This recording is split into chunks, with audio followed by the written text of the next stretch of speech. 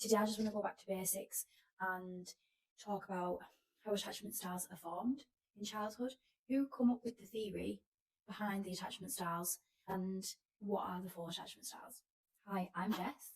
I'm a recovering fearful avoidant, and I'm also the creator of this channel, Secure Links. If you are new here, welcome. And if you're not new here and you've been here before, thank you so much for taking the time out of your day to watch my content. Okay, so attachment theory was originally introduced by an English psychiatrist called John Bowlby. I hope I'm pronouncing that right. Back in 1958.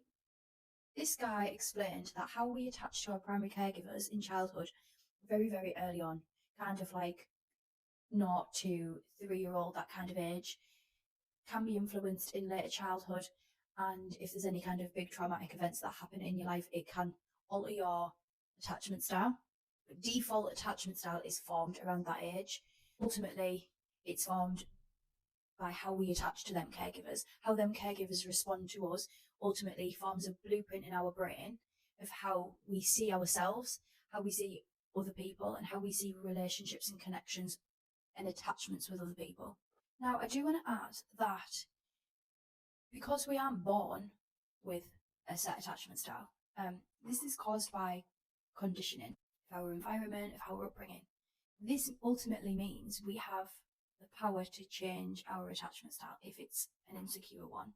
That's amazing. So because of neuroplasticity, so neuro meaning brain and plasticity meaning the ability to change and mold as we wish, we are able to decide when something happens. We can come from a calm place, regulate our nervous system, and decide, okay, what would the most secure thing to do be in this situation? And the more times we practice secure behaviour, this rewires our brain and provides us with new neural pathways in our brain, so we can actually work towards a secure attachment style. Although this might seem very simple, I guess it is quite simple, it doesn't mean that it's easy. Change is really, really hard. And the reason that it's really, really hard is because 95% of our choices on a daily basis come from our subconscious programming. That's where our attachment style, learned behaviour lies in our brain. So it's not conscious behaviours. You could wake up in the morning and know that you're going to have like a high conflict conversation, and you can tell yourself that when you get angry, you're not going to shout, you're not going to lose your temper. Does that always happen? Or do you sometimes find yourself losing your temper and shouting or shutting down in a moment when you told yourself that you were going to open up? But your subconscious programming takes over and you don't end up making the decisions from a conscious mindset. That is the importance of recognising your triggers, recognising your attachment style, looking out for the behaviour patterns that you have pertaining to relationships. I'm not just talking about romantic relationships here, I'm talking about relationships with friends, relationships with work colleagues, relationships with money. Surprisingly, attachment styles can actually have quite a profound effect on our relationship with money and finances. So, secure attachment is formed when our caregivers meet our needs both physically and emotionally in a timely manner, while allowing us to go out and explore in the world and learn things independently, form a strong sense of self. But then if the world gets a little bit scary and you need a little bit of support, there is a safe space that you can come back to and you can receive that support from a caregiver. When someone receives support like this, nurturing like this, what happens is that person will learn that I am trustworthy, others are trustworthy, and attachments between people are also trustworthy. You can rely on people and you can also rely on yourself. The second attachment style that I want to talk about is the anxious preoccupied. And this is formed when a child is brought up with an inconsistent caregiver. So the reason for them being inconsistent with meeting of their needs can be for multiple of reasons. They could have had lots and lots of children, so they aren't able to meet all of the children's needs to their full potential. Parent could work a lot of hours, so sometimes they're there and sometimes they're at work. That parent could have substance issues. Sometimes they're there and sober, and sometimes they're not. They might be in the room, but they're not actually there. They could also just have their own worries and anxieties that keeps them in the head a lot, so that they aren't able to pick up on a child's needs in at least a timely manner. And this forms a blueprint in a child's mind, not that that adult has other stuff going on. The child internalizes this as, I am not worthy of my parents' attention. What happens then is they cling. They cling and they get really, really loud in order to get the attention of the adult. And this continues in adulthood with the romantic relationships, maybe the friendships as well. A lot of protest behaviours going on with the anxious preoccupied. And that's because when they were little, they had to put up a protest if they wanted their needs met. Often anxious preoccupied individuals don't know how to self-soothe, and they need somebody else, or they feel like they need somebody else to calm them down. So they panic when they feel that there's a threat that they might be abandoned. And that's where these individuals can become a little bit clingy and chase after the individual to get their needs met. Third attachment style that I want to talk about is the dismissive avoidant. Develops when a child's needs are basically not met. And this can be both physically and emotionally, or it can just be emotionally. But what this individual internalizes is that when I express an emotion to my caregiver, I'm not met with a positive response. So therefore, I'm going to try and meet my own needs and stop bringing my issues to the parent, because every time I do, I feel like a burden.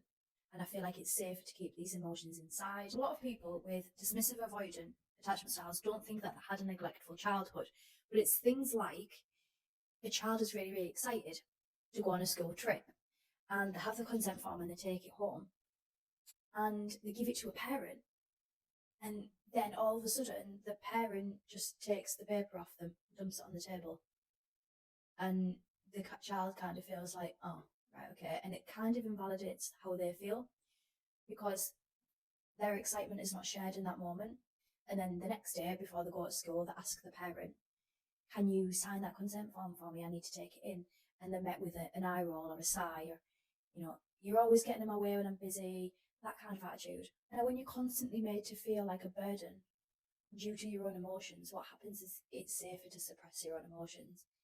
You kind of stuff them down. You don't talk about them. You don't really want to think about them either. You become quite rational in thinking, and you start to learn these quite toxic, hyper-independent patterns. You don't want to rely on anyone. You just want to do things for yourself and not invite other people into sharing the experience of your life fully with you. We learn that we are trustworthy, that others aren't trustworthy, and attachment between others isn't trustworthy either. This can lead to a life isolating yourself, as you can imagine, and quite a big fear around vulnerability as well. Now, the last style that I wanted to talk about is the fearful avoidant attachment style, or the disorganized attachment style is another name for it. And this is a little bit different to the others. With the disorganized attachment style, oftentimes the caregiver has quite atypical behaviour, and they aren't sure, because it's totally different in different situations, whether it's best to move closer towards the caregiver or totally avoid them. Now, by atypical behaviour, often somebody with a fearful avoidant attachment style has endured some sort of abuse, manipulation, or rejecting type behaviours from their caregiver in childhood, which ultimately creates confusion in the mind of a child. With an FA, a fearful avoidant, they can be really clingy in one moment and then dismissive and want to push you away in the next moment. And we can have a really, really hard time trusting ourselves and trusting other people as well, and trusting connections. Sometimes these individuals really crave intimacy and connection, and then at other times they flee from it and they're really feeling shut down and they are frightened by it. So what does a securely attached person look like in adulthood?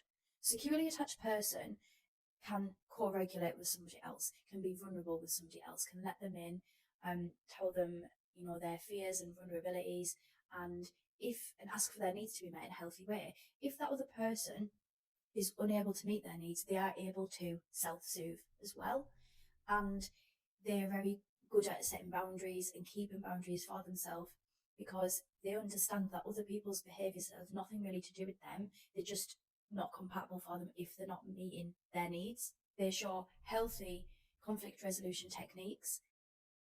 So yeah, ultimately, everybody should be working towards a secure attachment style if you've not got a secure attachment style already. That's what these behaviours look like. That is what healthy relationships and attachments look like.